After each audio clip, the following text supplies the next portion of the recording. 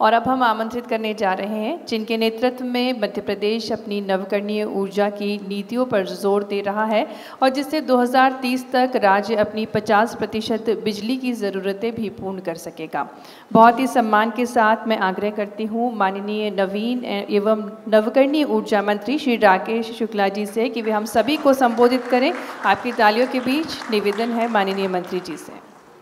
बोलो भारत माता की। भारत माता की जय इसलिए भी जोर से बोलना चाहिए कि आज देश की जो परिस्थिति है और देश के ऐसे सपूत हमारे देश के प्रधानमंत्री और उन सैनिकों के लिए भी उत्साहवर्धन के लिए कि जो आज हम सुरक्षित यहाँ बैठे हैं और वो सीमा पर लड़ाई लड़ने का काम कर रहे हैं, इसलिए भारत माता की। आज के इस कार्यक्रम में मंच पर उपस्थित नवकरणीय ऊर्जा के एसीएस आदरणीय मनु श्रीवास्तव जी, भारत सरकार से एडिशनल सेक्रेटरी आदरणीय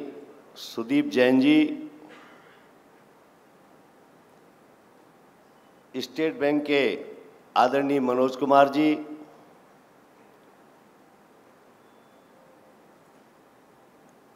नवकरणीय ऊर्जा विकास निगम के एमडी आदरणीय अमनवीर जी, यहाँ पर उपस्थित डिस्कॉम के सभी अधिकारीगण, बैंक के सभी अधिकारीगण, नवकरणीय ऊर्जा के सभी अधिकारीगण, पत्रकार बंधुओं, अभी आदरणीय जैन साहब ने, मनोज कुमार जी ने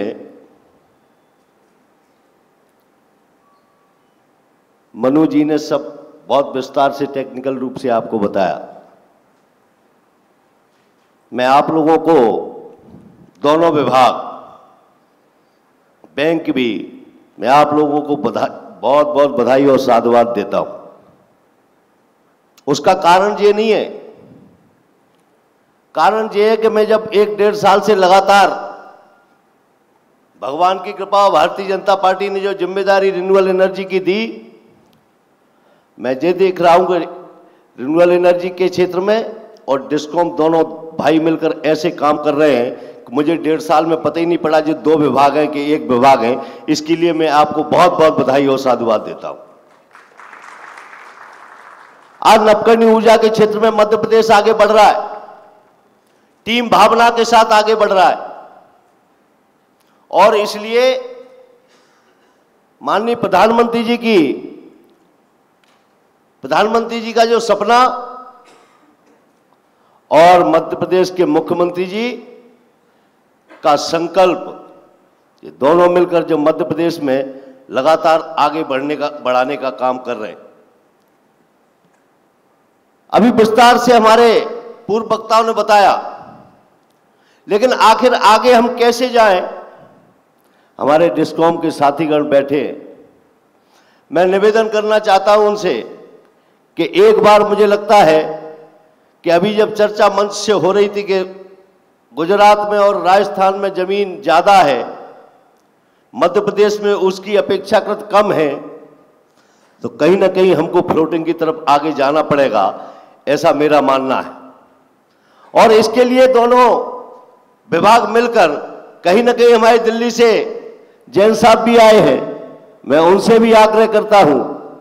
कि इस क्षेत्र में मध्य प्रदेश कैसे आगे बढ़े और संभावनाएं भी बहुत है। तो कहीं ना कहीं हमको फ्लोटिंग, जैसे ओंकारेश्वर में है, देश का बड़ा प्लांट है,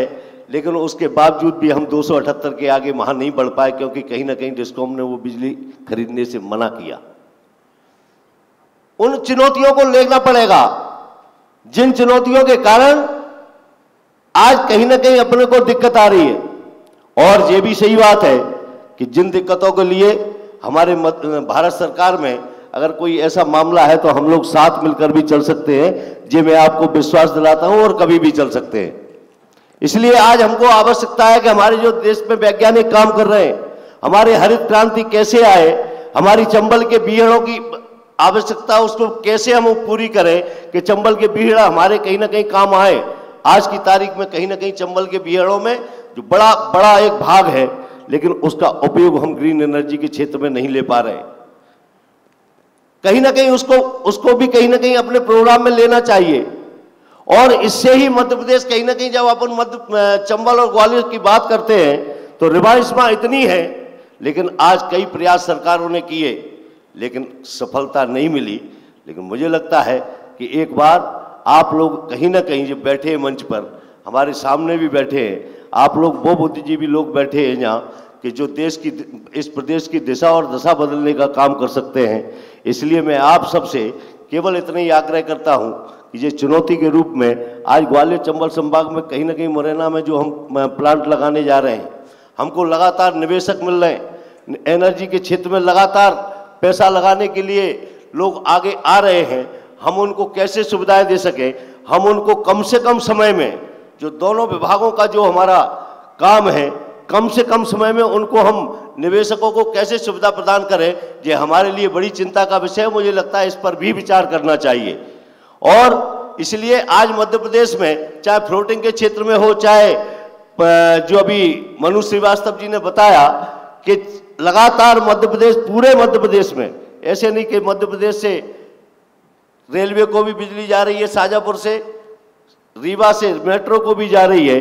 कहीं ना कहीं मध्य प्रदेश एनर्जी के क्षेत्र में बहुत आगे बढ़ रहा है, लेकिन हमें और मेहनत की आवश्यकता है, हमको लगातार और काम करने की आवश्यकता है। हम अपने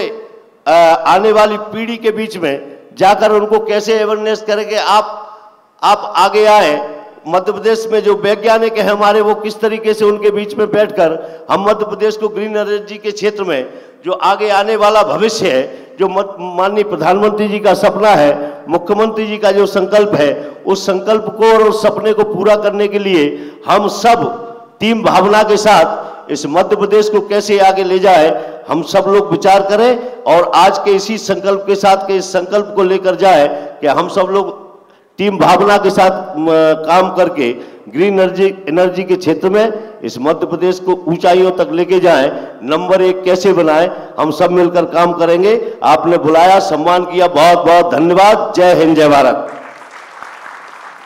बहुत बहुत धन्यवाद माननीय नवीन एवं नवकरणीय ऊर्जा मंत्री श्री राकेश शुक्ला जी। आपने बहुत अच्छे से हम सभी को बताया कि कितना महत्वपूर्ण है हम सभी का योगदान।